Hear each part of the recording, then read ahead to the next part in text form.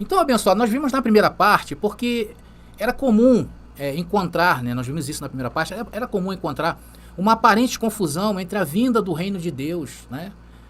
Nós esclarecemos lá na primeira parte quando foi que começou. Nós vamos ver muitas coisas interessantes nessa segunda parte. E a parte principal é que você vai entender, atenção, que a igreja não substituiu Israel. O que houve foi uma inclusão e uma renovação de tempo. Você vai entender isso que eu estou falando nessa mensagem. Então, se você quiser realmente de fato entender isto, fique até o final, tá bom, meus queridos? Por isso que eu falo, vem pra graça que eu te explico. Agora é a hora da palavra.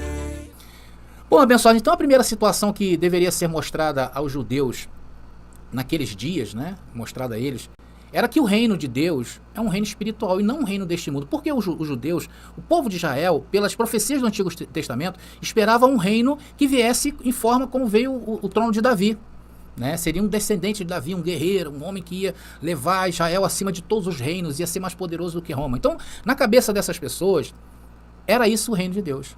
Mas não é isso que diz essa parte da Bíblia, né, que nós estamos estudando, que é a parte da transição. Vamos ver então Efésios, que foi o apóstolo Paulo que escreveu.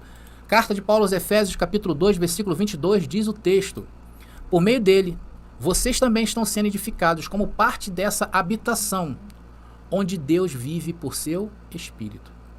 Então, como vimos na primeira parte, tá, a ideia de que o já, mas ainda não, vocês vão entender essa expressão, já, mas ainda não.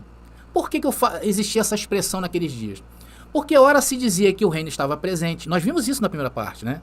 Ora dizia que o reino estava presente, em outra hora dizia-se que o reino estava próximo, em outro momento o Senhor falava que venha a nós o vosso reino, o reino não tinha chegado. E afinal de contas, o reino chegou, estava entre eles ou não? Então essa é a ideia do já, mas não ainda. Então era uma realidade presente naqueles dias, porém, atenção, com a expectativa de um cumprimento futuro, mas não se devia perder de vista o futuro, esse futuro, que o que era aplicável para a primeira metade do primeiro século. Achar que isso pode ser aplicado aos dias de hoje é um absurdo, como faz o sistema religioso, né? Então a gente entende que tem certas partes que o cristianismo tradicional, que o sistema religioso adotou em seus discursos para dizer que o reino de Deus ainda não chegou. Mas o reino de Deus, de fato, não havia sido completo, porque ele só foi completo no ano 70 depois de Cristo, quando Cristo estabeleceu o seu reino com poder e grande glória. Por que Cristo fez isso naqueles dias? Porque o tempo veio abaixo. Então, uma das coisas que nós precisamos entender, abençoados queridos, em relação ao período que estava se encerrando e outro que estava começando, que é esse tempo dessa transição, que inclusive, deixa eu voltar aqui, que inclusive é o objetivo dessa mensagem, era mostrar o oposto daquilo que estava exposto. O que estava exposto naqueles dias? A lei, as regras para a carne, tudo o que representava o templo de Jerusalém em relação à adoração, a perdão dos pecados e a todas as coisas referentes ao quê? À legislação judaica. E o que estava por vir, André, seria o quê? Tão sublime e superior que essa carne não tem como expressar a grandeza que nós vivemos hoje. Por isso que outro dia teve um irmãozinho lá do Macapá, ele me mandou uma foto da reunião e falou assim: André, tem poucas pessoas aqui, mas eu vou te mandar a foto. Abençoado, tinha 6 pessoas, dava para contar na foto. E ele muito humilde, né, talvez ali. Mas, irmãos, aquilo ali era muito sublime e grandioso. Porque nós estamos em um pacto de maiores e superiores promessas, que não se vê a olho nu. Então isso naqueles dias, esse reino que nós pregamos, que as pessoas olham e falam: quem é esse cara aí pregando? Quem é o outro ali pregando? Ih, sai fora. Vai atrás dessa meia dúzia de pessoas aí? Eu vou para a minha igreja que tem 1 milhão de membros. Então isso era muito difícil de caber na mente dos pomposos judeus da época. Era muito difícil entender que o reino de Deus não seria palpável, o reino de Deus não seria do trono de Davi em relação a como eles pensavam, algo terreno. Isso era muito difícil. E hoje também, quando nós olhamos essas catedrais erguidas pelo sistema e a multidão que se acotovelam para ter uma experiência humana dentro das igrejas, não está no gibi. Então é muito difícil eles aceitarem o que nós falamos. Mas neste reino espiritual de Deus, não haveria espaço para corrupção. É o que nós hoje estamos pregando. E naqueles dias era comum para o povo de Israel, que volta e meia profanava a aliança com Deus. Irmãos, na lei, o que era para servir de exemplo, virou uma mera religiosidade, para a autoindulgência. que está sujeito a uma condenação. Vamos ver um discurso de Jesus falando sobre esses dias? Mateus capítulo 23, versículo 32 e 33, diz o texto: vão e terminem o que os seus antepassados começaram. Serpentes, raça de víboras, como escaparão do juízo da morte? O que notamos claramente nestas palavras, meus irmãos, era o declínio do sacerdócio judaico, e este mal deve dar lugar ao reino de Deus. Vamos ver, Hebreus capítulo 8, versículo 13. Olha só que maravilha de texto, diz o texto: quando Deus fala de uma nova aliança, significa que tornou obsoleta a aliança anterior. Qual era a aliança anterior? Era a aliança da lei. Qual era a nova aliança? Era a aliança estabelecida com poder e grande glória por Jesus. E aquilo que se torna obsoleto e antiquado, logo desaparece. Então havia essa dualidade no tempo naqueles dias que nós estamos vendo aqui. Então, nesta época de transição entre um tempo e outro, o próprio templo de Jerusalém, atenção no que eu vou falar, o próprio templo de Jerusalém já estava em posição de escurecimento por Deus.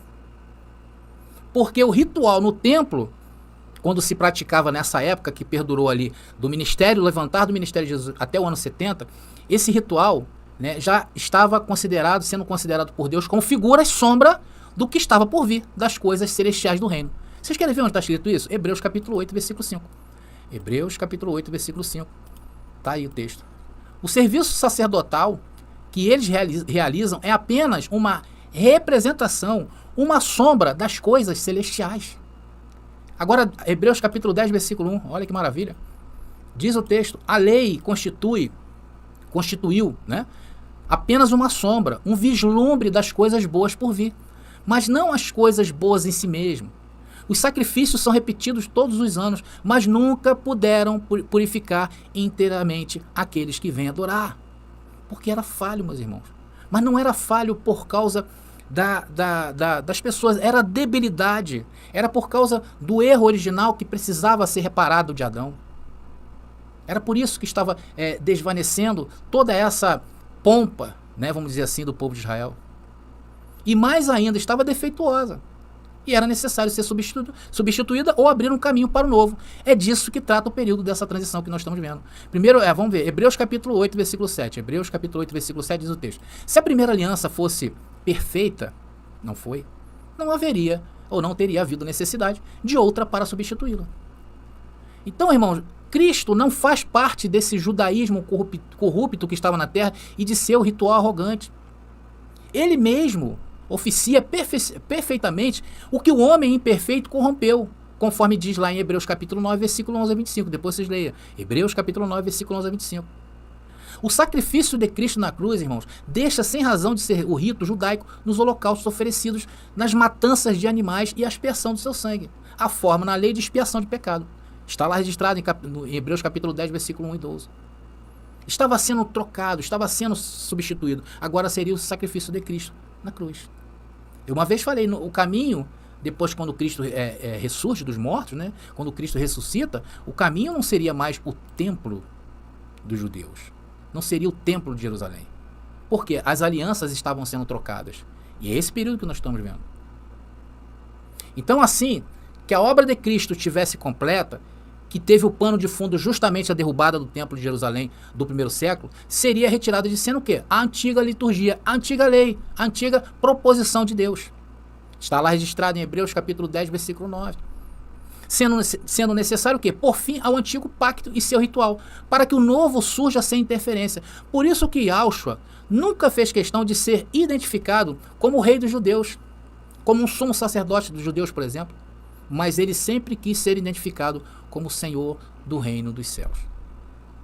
Isso foi claro quando o Senhor veio em frente a Pilatos e Pilatos declarou, vamos ver onde está escrito isso? João capítulo 18, versículo 35 e 36 diz o texto: Pilatos respondeu: sou judeu?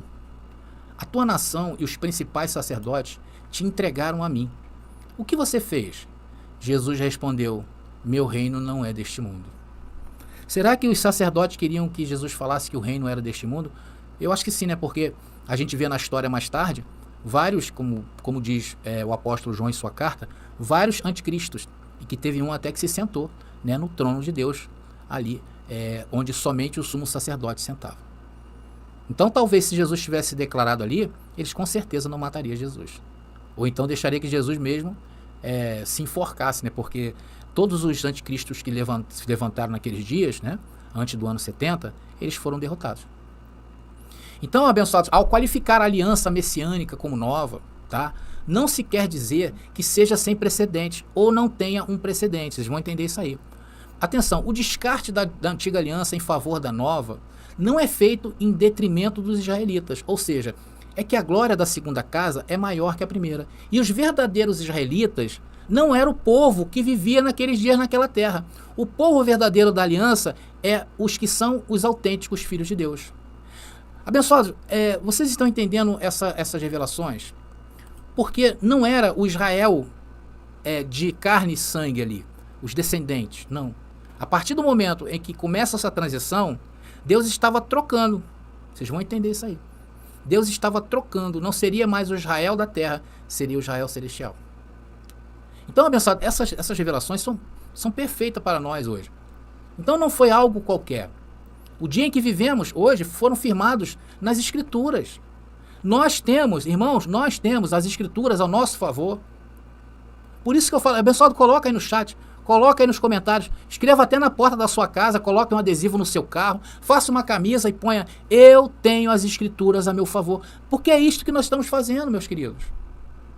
Nós hoje estamos firmados, fortes, com bases. A melhor ilustração de como isso é estruturado, para que você venha entender, é encontrado em Romanos capítulo 11. Você já leu em Romanos capítulo 11? Onde Paulo, através de uma metáfora estendida, descreve a aliança de Israel como uma oliveira. Não é isso que ele fala em capítulo 11? Depois vocês leem aí. Onde há israelitas étnicos, ou seja, aqueles que eram israelitas de sangue. Estes que negaram ao Messias são removidos da oliveira. Tá? Outros que são da oliveira mesmo, ramos naturais, que permanecem nessa videira, foram os que se reconciliaram, foram os que se arrependeram, e estes não foram arrancados, e os gentios que foram adicionados a essa oliveira. É como se fosse um enxerto, nós fomos enxertados. Olha que interessante isso, né? Então, vocês vão entender isso que eu estou falando. Então, existia a oliveira, existiam os ramos naturais, os ramos que continuaram nessa oliveira foram aqueles que se arrependeram, os judeus étnicos, os judeus de sangue, e aqueles que se reconciliaram, os gentios, foram enxertados. O restante foi cortado. Vamos ver onde fala isso aí? Romanos capítulo 11, versículo 1. É lindo isso aqui. Romanos 11, capítulo 1 e depois Romanos 11, capítulo 5. Versículo, tá, abençoado? Não é capítulo não. Romanos capítulo 11, versículo 1 e depois Romanos lá no versículo 5. Diz o texto: eu digo, então, Deus rejeitou o seu povo, no caso Israel? De modo algum. Deus não rejeitou Israel. Aqueles que se arrependeram, não. Pois uns poucos do povo de Israel permaneceram fiéis, escolhidos pela graça de Deus. Quem são estes? Senão os que permaneceram firmes. Estes judeus tornaram-se parte da nova aliança. Só você ver lá em Mateus capítulo 5, versículo 2 ao 12. Livro de Mateus, capítulo 5, versículo 2 ao 12. Onde fala os que realmente entrariam no reino de Deus. Então, esse momento que nós estamos vendo aqui, o momento de transição, era um momento de separação entre o joio e o trigo. Entre os que viveriam no reino de Deus, porque entenderam a mensagem, ou seja, independentemente de serem israelitas e gentios, esses começaram a viver no reino de Deus. E hoje, meus irmãos, da mesma maneira, tem gente que prefere o quê? O inferno da religião, do que a liberdade de uma vida conduzida pelo nosso sumo pastor, nosso sumo sacerdote, que é Cristo. Então, abençoados, vocês vejam bem como essa passagem ela é importante para nós. Então havia esse tempo de separação. Era um tempo onde estava se separando o joio e o trigo. Né? Teriam aqueles judeus, os judeus remanescentes realmente, os de carne e de sangue, e havia os gentios que foram convidados. Esses foram reconciliados, porque eles foram enxertados. Então, aplicando esses mesmos princípios hermenêuticos que estamos usando para Romanos capítulo 11, a nova aliança de Jeremias capítulo 31, versículo 31 diz, veja bem, agora é a parte principal dessa mensagem. Jeremias capítulo 31, versículo 31 diz: está chegando o dia, diz o Senhor, em que farei uma nova aliança. Com quem? Com os gentios? Não. Com o povo de Israel e de Judá. Então o texto está dizendo aí que a nova aliança se refere ainda ao povo de Israel. Então não existe, atenção, não existe uma substituição de Israel pela igreja. Não existe. O que nós podemos concluir?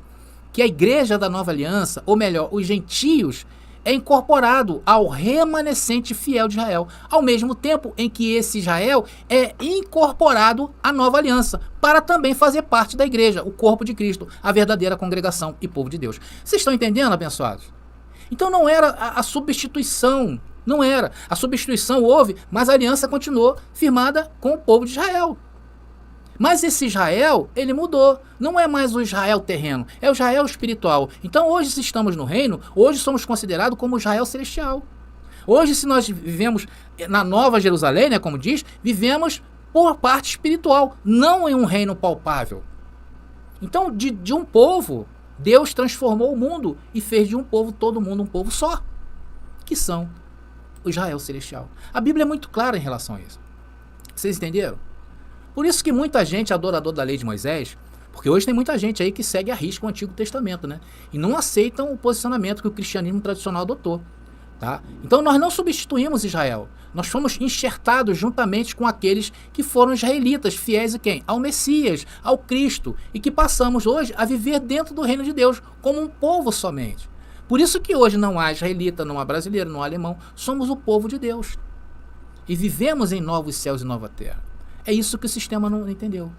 Então a renovação de Israel e as promessas antigas têm cumprimento fiel em Israel, mas não na Israel da antiga aliança quebrada, mas no Israel que faz parte da nova aliança, o Israel espiritual. Então, desde o Antigo Testamento, a expectativa sobre o reino dos céus era que ele realmente chegasse e em sua plenitude, com o Senhor reinando. E é o que aconteceu. Por isso que nós aqui do canal, abençoado, não isolamos o Antigo Testamento. Nós viemos sempre fazendo observações que nos ajudam a entender como hoje aplicamos essa palavra em nossas vidas.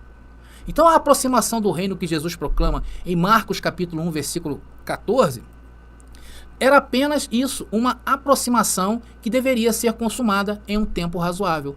Por isso que Jesus falou, seria o tempo de uma geração. Marcos capítulo 1, versículo 14. Então é maravilhoso a gente entender essas coisas. Vou botar para a gente ler, tá ali. Depois que João Batista foi preso, Jesus foi para a Galileia, onde anunciou as boas novas de Deus. Então é incompatível pensar que essa mera abordagem se estende por muito tempo, como se fosse a norma, sem a consumação final e esperada da perfeição. Então é inimaginável imaginar estas coisas nos dias de hoje. Por esta razão, meus irmãos, não futurizamos as Escrituras, como se hoje estivesse algo por vir, né? Ou algo para acontecer. Irmão, estas coisas, sabe, que a gente aprende, ela traz paz, sim ou não? Eu me sinto muito em paz com isso. Ela traz paz. Se traz paz para você, meu irmão, escreve aí. Isso me traz paz. Qual a paz que te traz? Não é uma paz bucólica, né? Como prega o sistema religioso, né? Eles pregam que o reino dos céus são ruas de ouro, né? Diamantes, os anjos sobrevoando com algum irmão lá nas costas para dar um passeio nas asas dos anjos, né? Pessoas jogando conversa fora com Isaac, Jacó, e muitos dormindo lá no colinho de Abraão. Não é isso. Não é esta visão que temos do reino dos céus. Da mesma maneira como o Israel bíblico, a nação, foi chamada para ser luz. Isso hoje se aplica a nós, e de uma maneira diferente. E o que nós entendemos ser luz hoje, meus irmãos? É andar por aí em jejuns? É praticar abstinência de corpo? Não, é andar o quê? Em novidade de vida. E não na vida antiga, não na caduquice da letra. Aí se refere à lei de Moisés. Eu, por exemplo, abençoado, eu estou sempre dizendo a todos que tem como passar por este mundo sendo um exemplo. Nós temos condições de passar. Eu sempre digo assim às pessoas que me procuram, aos irmãos, né? Olha, tem jeito, calma, não é o fim. Deus está no controle. Tenha paz, tenha paciência. Tem pessoas que me pedem oração, eu digo assim, você é um curado. Ah, irmão, eu estou passando de uma situação difícil aqui na minha vida. Você não está passando, você vai passar. Você já passou e já conquistou, a vitória é tua. Então é assim que nós vamos o quê? Transformando vidas. Exalando o quê? O bom perfume através de quê? Do conhecimento que nós temos. Não é à toa que nós estamos aqui. Nós estamos adquirindo conhecimento. Nós não somos beatos de nenhuma religião. E nem somos obrigados a nada. Sabemos que tudo que fazemos somos cobrados por isto. Portanto, não andamos por aí brincando com Deus de pedir perdão, meus irmãos. Nós sabemos que aquilo que nós cometemos, a gente vai colher. Nós temos que viver essa sublimidade de tempos como tem que ser, sendo um super-humano especial, em que todos gostam de ficar perto e ouvir. Já viu? Tem pessoas que são tão especiais que dá vontade de ficar pertinho dela o tempo todo, porque só sai coisas boas dali. Então essa é a forma aplicável desta palavra, no reino que nós estamos vivendo a isso. Tá me entendendo, pessoal? Entendeu muito bem porque não foi substituído? O que foi? Houve uma troca. Houve uma troca o quê? Das coisas materiais para as coisas celestiais. E quando Deus passou as coisas para as celestiais, ele nos incluiu, no caso ali, os gentios, que hoje, né, somos todos nós. Não que somos gentios. Hoje não existe mais gentios. Hoje é um povo só. Hoje não é mais Israel. Não é, é o Israel espiritual. Porque nasceu lá. A promessa foi dada lá. E nós aqui fomos enxertados pelo amor do Senhor. Por isso que o Senhor nos revelou essa sublimidade de palavra. Bom, abençoados, estamos chegando aí então ao fim dessa segunda parte, com muitas referências, que tem nos mostrado o que? A importância do nosso chamado e como Deus nos colocou em destaque nestes dias. E vamos ver a partir da terceira parte, vamos falar diretamente sobre a segunda vinda de Cristo. Vamos ver que os acontecimentos daqueles dias não pode ser desassociado e nem desagregado daqueles dias, como pregam, né, o sistema religioso. Né? Quando vê um terremoto, quando vê um eclipse, quando vê a lua de sangue, quando vê todas essas coisas, né, a peste, tudo, fome, eles linkam isso à palavra. Nós não podemos fazer isso. Por quê? Porque não haverá uma nova vinda do Senhor. Muitos pregam que o Senhor virá de novo. Tem pessoas que acreditam que realmente Jesus veio no ano 70, mas haverá ainda o dia do juízo final, o grande julgamento. Então é encarado como uma terceira vinda. A Bíblia não fala de terceira vinda. Nós vamos ver que os acontecimentos daqueles dias não podem ser desassociados daqueles dias. Está entendendo, abençoado? Vocês entenderão que a vinda de Cristo no ano 70, né, foi para estabelecer seu poder e grande glória, ou seja, a sua parousia. E isto não foi palpável, não se deu no mundo visível, tá bom? Então estamos encerrando mais uma mensagem para vocês aí, tá, pessoal? Lembrando também que esse tema já se encontra em nossas apostilas, tá legal? Graça e paz e até a próxima mensagem. Graça e paz aí, abençoado. Descubra a verdade com o lançamento do livro revolucionário Apocalipse, a verdade revelada, de André Pimentel. A primeira obra de interpretação preterista completa na língua portuguesa e que desafia séculos de interpretações, revelando que os mistérios profetizados já se cumpriram no ano de 70 depois de Cristo. Não é apenas um livro, é uma jornada transformadora que redefinirá sua visão sobre a história e a fé. Disponível agora. Para adquirir, contate-nos via WhatsApp no 21 9 79 87 46 68. Não espere mais. Embarque nessa descoberta e permita que a verdade altere sua vida. Somos o povo, jamais visto em toda a terra. Vamos adorar.